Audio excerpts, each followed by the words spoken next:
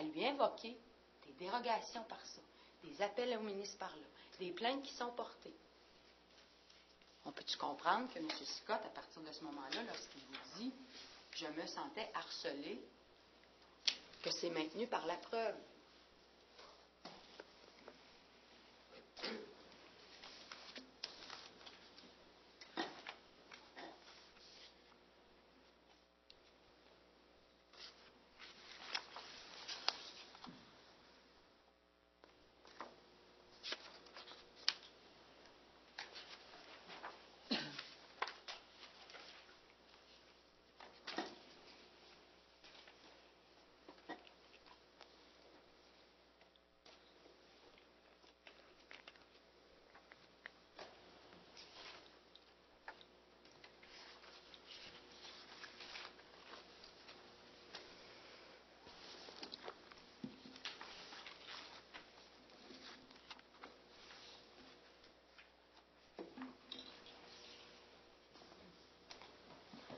Je vous disais plutôt de considérer le témoignage de l'accusé pour comprendre M. Scott. M. Bédard, lorsqu'il est questionné, il refuse de répondre. Il commente, mais il ne vous informe pas. Celui qui dit, alors qu'il est rappelé par le juge au niveau des règles, celui qui vous dit la vérité, le mot vérité, qui revient constamment, refuse de répondre aux questions ou élabore d'une façon tellement imprécise, complexe, incompréhensible, alors que c'est si simple d'y répondre. Voyez-vous, en pleine salle d'audience, il se permet de dire « à mon égard, vous avez l'air folle, vous êtes bouché ». Moi, ça ne me dérange pas. Mais je vous demande à l'égard de ça, d'imaginer cette conversation téléphonique qui, la première fois, a fait réagir M. Scott en disant « je l'enregistre l'appel, je ne veux plus avoir de ce qu'il vous disait, M. Scott, je ne voulais plus avoir d'appel de cette nature-là. Je ne pouvais pas dire un mot, etc., etc. » Alors, si dans une salle d'audience, il réagit comme ça, je vous demanderai d'inférer et de réaliser, de penser à ce que ça a pu être. M. Scott, lorsqu'il a témoigné,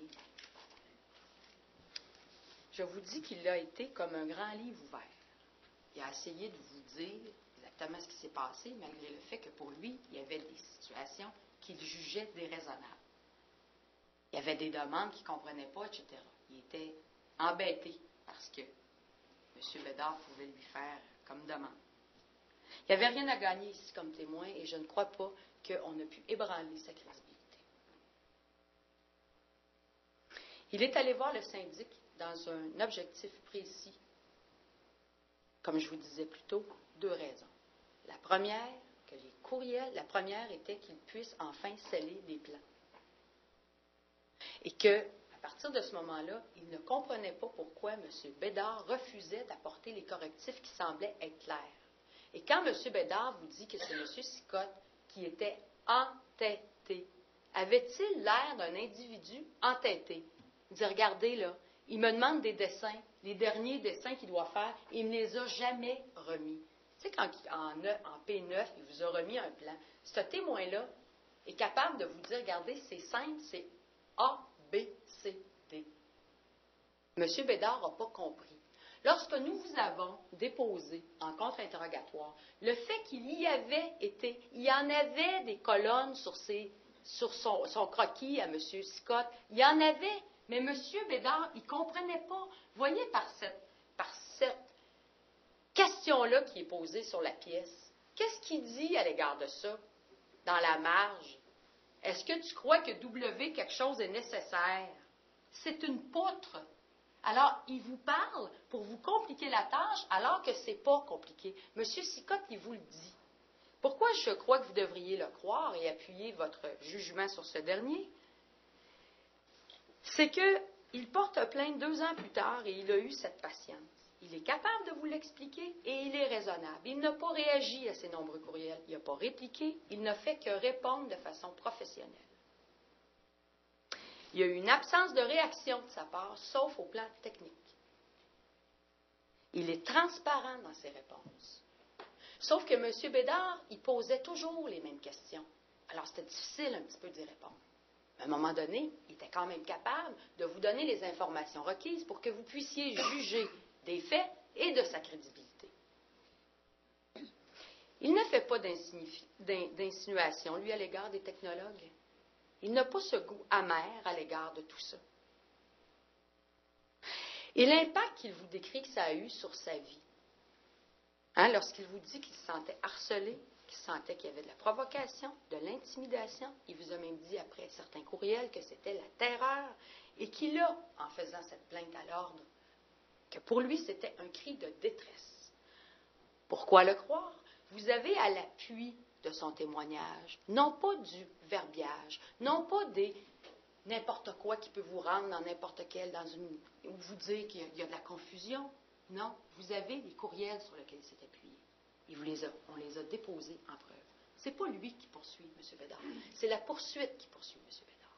Lui, ce qu'il a fait, c'est d'alerter les policiers de sa situation, parce que là, il trouvait que c'était rendu exagéré et il en avait suffisamment peur. Alors, à partir du moment où lui, il va demander de l'aide aux policiers, c'est plus lui là, qui gère le dossier. C'est pas lui. Et il a été capable d'appuyer ce qu'il a dit aux policiers et aux syndics à l'effet qu'il avait peur. Vous êtes capable de vérifier. On va mettre ça dans cet ordre-là. Vous avez tout le matériel pour vérifier si lorsqu'il témoigne, si ce qu'il dit est juste, vrai, raisonnable, plausible, crédible, sur lequel vous pouvez vous appuyer.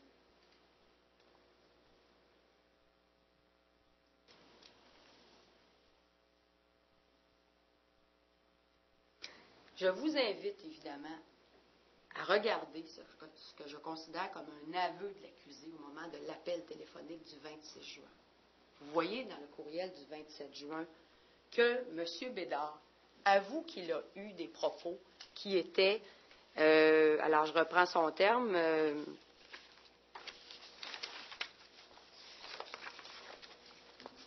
alors on est ici là,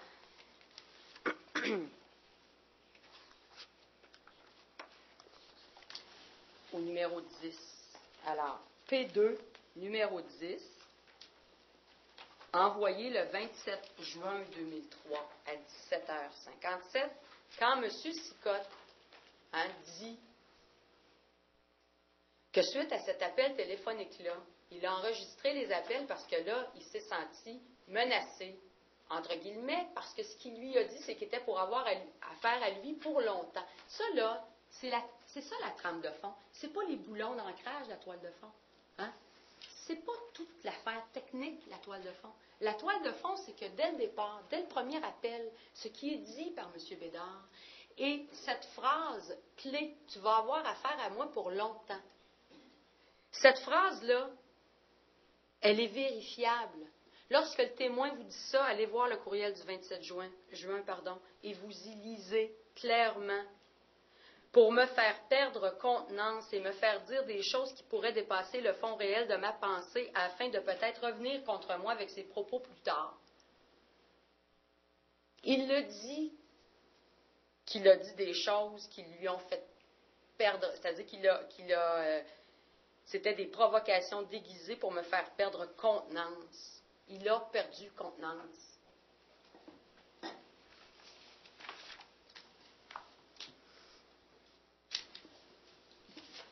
Alors, c'est la preuve que nous vous avons présentée depuis quelques jours que vous êtes juré dans cette affaire. Vous voyez l'ampleur que peut prendre un contrat de cette nature. Et je reviens à ce que je vous disais dès le départ. Je crois que ce que M. Bédard prétend, sous un prétexte technique, il y a sous ces prétextes-là des courriels, des fax, des envois qui sont de nature à harceler M. Sicotte. Et que ce dernier, à l'appui de son témoignage, a déposé les textes sur lesquels vous pouvez fonder votre décision.